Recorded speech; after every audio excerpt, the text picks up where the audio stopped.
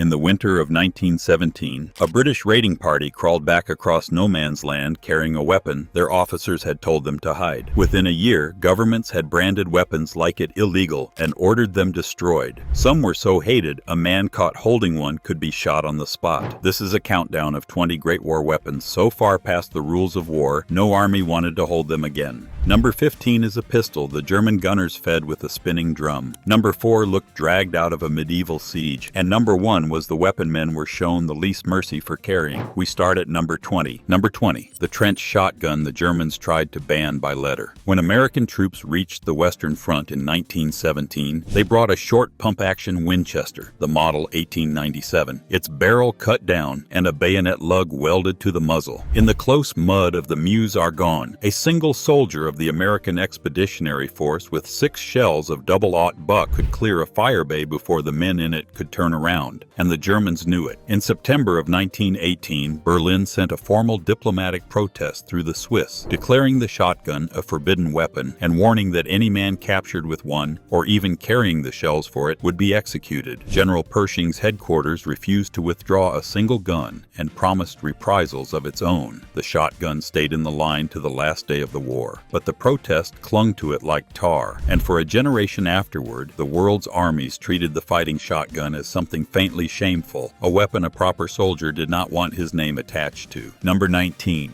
Now the list stops being about factories and starts being about hands. The Trench Club, the knob carry, was issued by no ministry and appears in no ordnance ledger. It was made in the line, at night, by men who had learned that a rifle was useless in a crowded enemy dugout. A length of ash or oak, the head weighted with a lead cog or ringed with hobnails and a twist of barbed wire. The grip wrapped in tape or wire where the hand closed. Canadian and Australian raiders carried them on wire-cutting parties in 1916 at places like the Somme because a club was silent, and silence was what kept a raid alive long enough to get home. It needed no ammunition, it never jammed, and it threw no muzzle flash to draw a sniper. But it was also the weapon nobody would admit to owning. When the armistice came, the clubs were quietly burned or dropped in the nearest canal, because no man wanted to carry home the thing he had actually used in the dark. Number 18. The Sawbacked bayonet that got its own owner killed. The German army had issued a version of its standard sidearm, the Seitengewehr 98, with a row of coarse teeth filed down the spine of the blade, meant honestly enough for pioneers to saw wood and wire. But the men across the line did not see a carpenter's tool. They saw a blade built to tear a wound wider on the way out, and French and British soldiers began killing prisoners on the spot rather than march in a man carrying one. By 1917, the German High Command had done the arithmetic. Perhaps 5% of bayonets carried the saw, and the reprisals they invited were not worth it. Therefore, the ordnance depots were ordered to grind the teeth off, and tens of thousands of blades were quietly reground smooth. Think about that for a moment. A tool for cutting firewood had become a death sentence for the man wearing it, and an army chose to file away its own equipment rather than keep burying the soldiers it got killed. Number 17. The steel darts that fell out of an empty sky. Early in the war, before the machine gun ruled the air, French and German airmen carried tin canisters of fléchettes, little iron darts the length of a pencil, tipped and finned, flung out by the handful over massed troops and horse below. They made no sound coming down. A dart released from a few thousand feet gathered enough speed to pass through a steel helmet, a man's shoulders, and the animal under him, and French pilots swore one could pin a rider to his saddle. A single canister held around 500 of them, and a two-seater could carry several at once, tipping them out over a road or a bivouac in a silent gray shower. But the fléchette could not be aimed at all, and as the front hardened into trench lines, the great columns of men in the open simply vanished from beneath the aircraft. The darts were dropped from the kit lists within a year. They survive now mostly as trench souvenirs, a strange metal rain that fell over one short season of the war and was never asked back. Number 16. The projector that threw poison by the battery. The Livens projector was a British invention of late 1916 named for Captain William Livens, a buried iron tube, half mortar and half drain pipe, sunk into the ground in long rows and wired to fire all at once by electric current. Each tube lobbed a heavy drum over the enemy line, and where the drums fell, they burst and flooded the trench. Fired in the hundreds on a single closing of a switch, a battery of projectors could turn a whole section of front foul in under a minute, long before the alarm gongs could be reached. It was cheap at a few pounds a tube, and it was fearfully effective, and by the spring of 1917, the British were sinking them into the chalk by the thousand before the attack at Arras. But it belonged to a family of weapons the post-war world spent years trying to outlaw completely. The projectors went back into the ground with the rest of that trade, remembered as one of the ugliest ideas the trenches ever produced. Number 15. In the chalk galleries behind the German line, a field artillery officer slid a heavy drum onto the butt of his pistol and turned a sidearm into something that emptied in a single breath. This is the long-barreled Pistole 08. The weapon collectors would later call the artillery Luger, fitted with a wooden shoulder stock and the trommel magazine, a spiral snail drum holding 32 rounds. It was built for gun crews and stormtroopers who needed more than a rifle could swing in a narrow trench but less than a machine gun's weight, and it entered service around 1917. In the raiding parties of that year, it was murderous at close quarters. A private with a snail drum worth the firepower of a whole section. But the drum was delicate. It fouled in trench mud, and it cost the German state dearly to make. After the armistice, the victors wrote the shoulder-stocked pistol straight into the list of arms Germany was forbidden to keep. In the space of one treaty, the snail drum went from a prize of the assault troops to contraband.